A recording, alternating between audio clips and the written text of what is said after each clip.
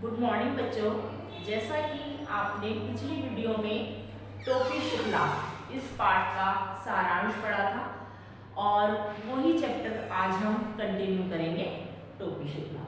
तो पहले बच्चों, पाठ शुरू करने से पहले हमने पिछले वीडियो में हमने जो पढ़ा था उसको एक बार हम रिवाइज कर लेते हैं। तो सबसे पहले बच्चों, इस पाठ में हमने पढ़ा था कि टोपी शुक्ला और इरफन का परिचय, यानी टोपी शुक्ला जो है उसका नाम होता है बलभद्र नारायण शुक्ला, जो कि कट्टर हिंदू परिवार से है, और दूसरा उसका मित्र होता है इरफन, जो कि कट्टर मुस्लिम परिवार से है। लेकिन अलग अलग धर्मों के होते हुए भी दोनों में बहुत ही गहरी मित्रता है। उसके बाद हमने इरफन और उसके परिवार के बारे में जाना। इरफन का जो परिवार था उसके दादा और परदादा कट्टर मौलवी थे, परंपरावादी थे, ठीक है। उसके परिवार में दादा परदादा के अलावा उनके अब्बू थे, अम्मी थी, उनकी एक बाजी थी और एक छोटी बहन थी, ठीक है। अब उसके बाद हमने जाना कि इरफन की दादी जो है वो बहुत ही बड़े परिवार से होती है, जमींदार परिवार से होती है। उनकी जो दादी के जो घर में काफ़ी खाने पीने की मौज होती है, खूब घी, दूध, दही इत्यादि की खूब मौज होती है। लेकिन जो मौलवी परिवार होता है वो परंपरावादी होता है, उनके परिवार में इतनी अच्छी खाने की व्यवस्था नहीं होती। और जो है इरफन जो है उसकी जो दादी होती है वो इतनी ज़्यादा परंपरावादी नहीं होती, ठीक है। अब टोपी शुक्ला और इरफन की दादी का लगाव, जो टोपी शुक्ला होता है उसको इरफन की दादी से बेहद लगाव होता है। क्यों होता है? क्योंकि इरफन जो है इरफन की जो दादी होती है वो टोपी शुक्ला से बेहद प्यार करती है, तरह तरह की कहानियाँ सुनाती है और उनको खूब प्यार करती है। उनकी भाषा जो होती है वो पूर्वी होती है और इधर टोपी शुक्ला की भाषा भी जो है वो पूर्वी होती है। तो दोनों का आपस में बहुत ही गहरा एक स्नेह भरा संबंध था, ठीक है। अब टोपी शुक्ला के परिवार में कौन कौन होता है बच्चों? टोपी शुक्ला के जो पिता होते हैं डॉक्टर भृगु नारायण शुक्ला, वो एक डॉक्टर होते हैं। उनकी माँ राम दुलारी होती है, उनकी दादी सुभद्रा देवी, और उनके एक बड़े भाई होते हैं मुन्नी बाबू और एक छोटे भाई होते हैं भैरव। तो ये था टोपी शुक्ला का परिवार। अब टोपी शुक्ला को एक बार बहुत दुख होता है। क्यों? क्योंकि इरफन की जो दादी है उसकी मृत्यु हो जाती है और इरफन की दादी की मृत्यु होने की वजह से टोपी शुक्ला बहुत उदास हो जाता है, क्योंकि इरफन की दादी जो है टोपी शुक्ला को बेहद प्यार करती है और उसको कहानियाँ सुनाती है, उसके साथ बैठती है, अपनापन महसूस होता है टोपी शुक्ला को उनसे। और एक बार परिवार में अम्मी शब्द कहे जाने पर टोपी शुक्ला को बहुत बुरा भला कहा जाता है। उनसे कहा जाता है कि तुमने हमारे धर्म को भ्रष्ट कर दिया, जो है हमारी जो परंपराएं हैं उसको तुम भूलते जा रहे हो, तुम मुसलमान लोगों के साथ उठने बैठने लगे हो। तो इस तरह से परिवार वालों ने उसका काफ़ी विरोध किया और इस बात को लेकर उनकी माँ ने, राम दुलारी ने, उनकी बहुत पिटाई भी की। तो जिससे टोपी शुक्ला को बहुत दुख होता है, ठीक है। तो अब ये तो थी बच्चों पिछली कहानी जो हमने पढ़ी, और अब आइए हम पढ़ते हैं कि इस कहानी में आगे और क्या होता है। तो सबसे पहले अब आगे जो है क्या होता है कि इरफन जो है उसके पिता का तबादला हो जाता है। इरफन के पिता जो एक कलेक्टर होते हैं, 10 अक्टूबर सन 1945 को उनके जो पिता है उनका तबादला कहाँ हो जाता है? मुरादाबाद हो जाता है। अब जो है इरफन भी अपने परिवार के साथ चला जाता है और इरफन की जो दादी है वो तो पहले ही मर चुकी होती है। अब टोपी शुक्ला बिल्कुल अकेला हो जाता है। अब वो मन ही मन कहता है कि आज के बाद मैं किसी ऐसे लड़के को मित्र नहीं बनाऊंगा जिसके पिता का तबादला होता है। ठीक है, अब वो बहुत उदास रहने लग जाता है। अब जो है नए कलेक्टर आ जाते हैं। अब नए कलेक्टर का नाम होता है बच्चों ठाकुर हरनाम सिंह। अब ठाकुर हरनाम सिंह जो होते हैं उनके 3 लड़के होते हैं, लेकिन तीनों को अपने पिता के बड़े पद का बड़ा ही घमंड होता है। तीनों उन पर अंग्रेजी का रौब झाड़ते हैं, उनके साथ बदतमीजी करते हैं। जब भी टोपी शुक्ला उनके घर खेलने के लिए जाता है वे उससे अच्छे से पेश नहीं आते, उनसे हमेशा लड़ाई झगड़ा करते रहते हैं। और एक बार तो यहाँ तक हुआ कि उन्होंने अपने जो उनका पालतू कुत्ता था उससे ये टोपी शुक्ला को कटवा दिया। अब टोपी शुक्ला को इसके परिणाम स्वरूप पेट में 7 सुइयां लगवानी पड़ी। अब इस बात को लेकर टोपी शुक्ला उनसे बेहद नाराज हो गया। अब वह उनके साथ खेलने भी नहीं जाता। अब क्या होता है बच्चों, अब जो सीता होती है नौकरानी, वो उससे बेहद प्रेम करती है, बड़ा स्नेह करती है। एक बार की बात है कि उनके घर में, टोपी शुक्ला के घर में बड़े भाई मुन्नी बाबू के लिए और छोटे भाई भैरव के लिए कोट का नया कपड़ा आता है। लेकिन टोपी को मुन्नी बाबू का जो कोट है वो दे दिया जाता है कि तुम इस कोट को तुम पहनो। लेकिन जो टोपी शुक्ला है उसको बहुत बुरा लगता है, कहता है कि क्यों, जब मेरे दोनों भाइयों के लिए कोट का नया कपड़ा आया है तो मेरे लिए क्यों, मुझे क्यों पुराना कोट दिया जा रहा है। तो इस पर उसे बहुत गुस्सा आता है और वो अपना जो कोट है वो नौकरानी सीता के बेटे को दे देता है। अब जो सीता है वो तो खुश हो जाती है, उसका बेटा भी खुश हो जाता है, लेकिन जो दादी होती है और जो माँ होती है उनको बहुत बुरा लगता है और इस बात को लेकर उसकी खूब पिटाई होती है।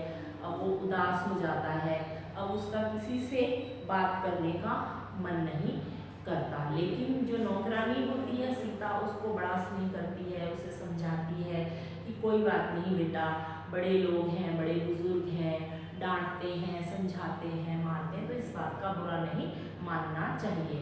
तो टोपी को अपनी नौकरानी सीता की बातें बहुत अच्छी लगती थी, वे अपनी नौकरानी सीता से बेहद स्नेह करता था।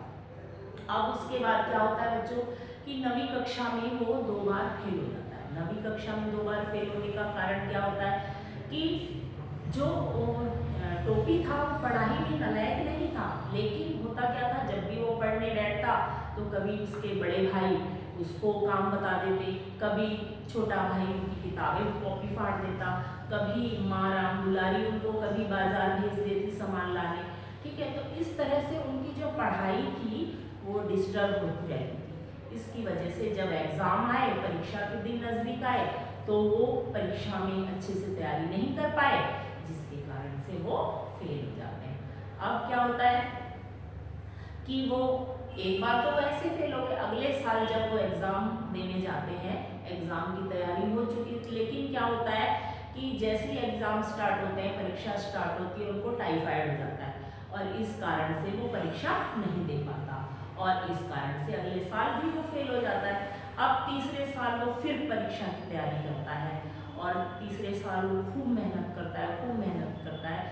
आखिरकार वो तीसरी श्रेणी में यानी 3rd डिवीज़न में वो 9वीं कक्षा पास कर लेता है। तो सभी कहते हैं कि कम से कम चलो 3 साल में सही, कम से कम तीसरी बार में इसने 9वीं कक्षा पास तो कर ली, चाहे 3rd डिवीज़न में ही क्यों ना की, लेकिन कर तो ली।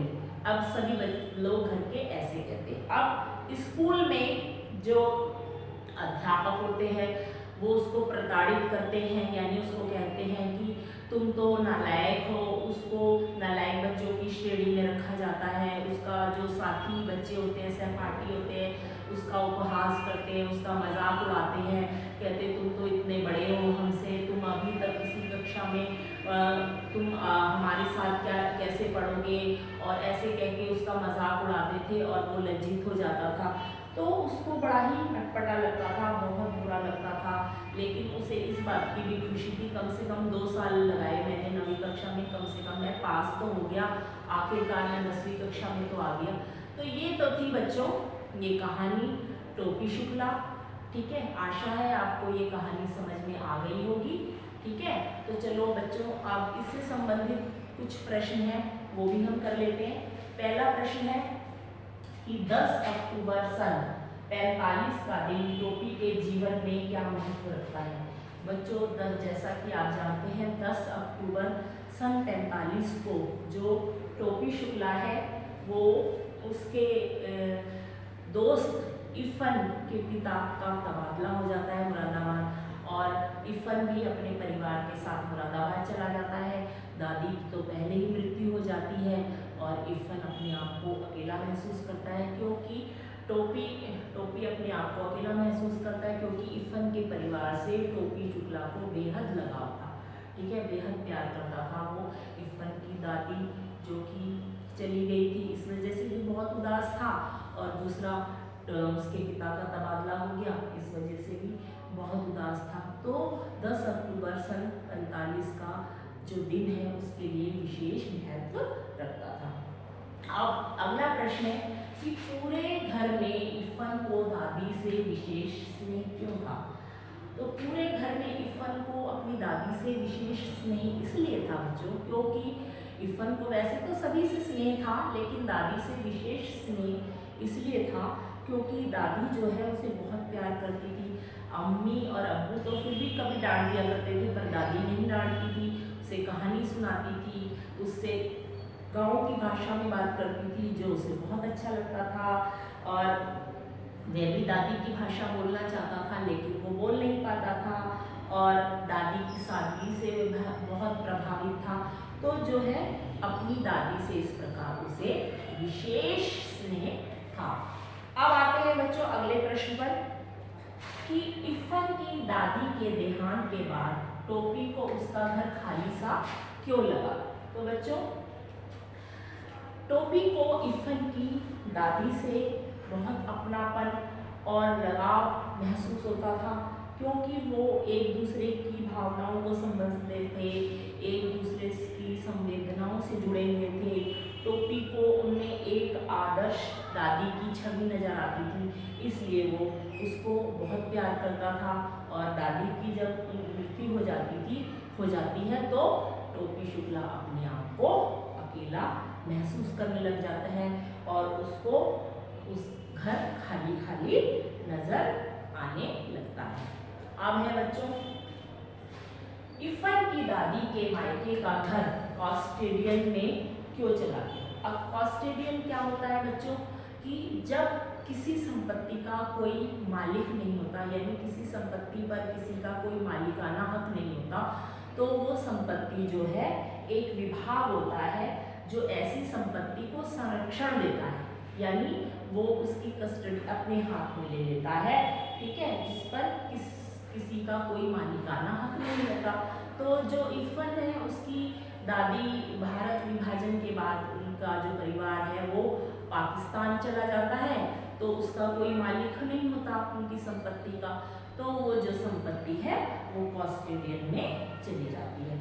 उसके बाद आता है बच्चों प्रश्न की जहीन होते हुए भी, यानी इतना होशियार होते हुए भी वो जो टोपी है वो फेल कैसे हो गया 2 बार। ठीक है, 9वीं कक्षा में 2 बार फेल हो गया था ना, तो कहते हैं जहीन यानी होशियार होते हुए भी वो फेल इसलिए हो गया क्योंकि उसको पढ़ने का समय नहीं मिलता, और जब पढ़ते थे तो सब लोग डिस्टर्ब करते थे। जैसे बड़े भाई थे मुन्नी भाई, कभी उसको दुकान भेज देते थे, कभी माँ उनको कहीं बाजार भेज देती थी, कभी छोटा भाई जो है वो उसकी किताबें फाड़ देता था, कॉपियाँ फाड़ देता था, तो उनकी जो पढ़ाई है उसकी डिस्टर्ब हो जाती थी। इसकी वजह से वो परीक्षाएं सही से नहीं दे पाया और वो फेल हो जाता है।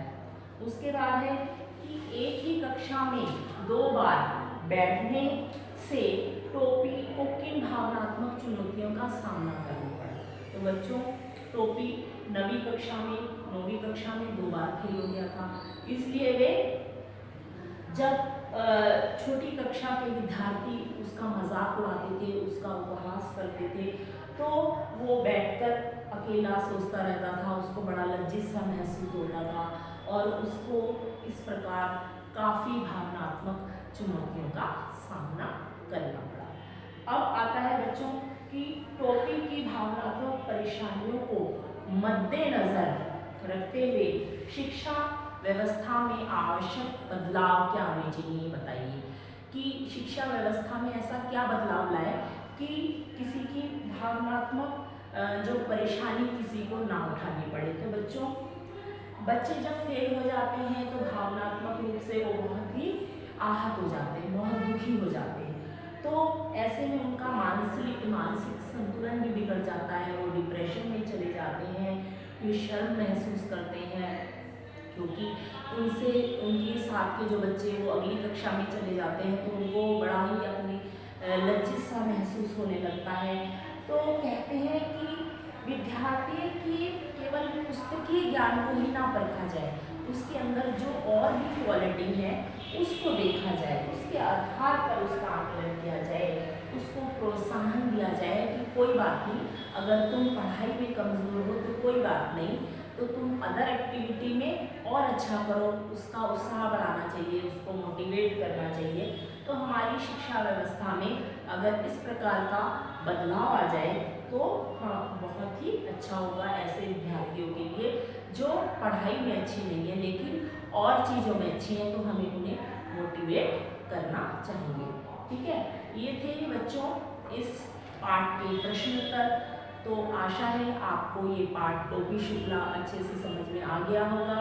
आप इसकी वीडियो देखिए और इसके जितने भी प्रश्न हैं आप अपनी कॉपी में कर लीजिएगा, और उससे पहले भी आपको जो भी PDF भेजा गया है, जो भी कार्य भेजा गया है, आप उसको भी अपनी कॉपी में कर लीजिएगा। हिंदी स्पर्श के जितने भी चैप्टर हैं उन जिन बच्चों ने नहीं किए वो भी आप सब अपनी कॉपी में कर लीजिएगा, और आशा करते हैं आप अपना सारा काम अपना पूरा कर लेंगे और इस चैप्टर को काम करके और इसके प्रश्न उत्तर भी याद कर लेंगे। तो इसी आशा के साथ बच्चों मिलते हैं अपनी अगली वीडियो में।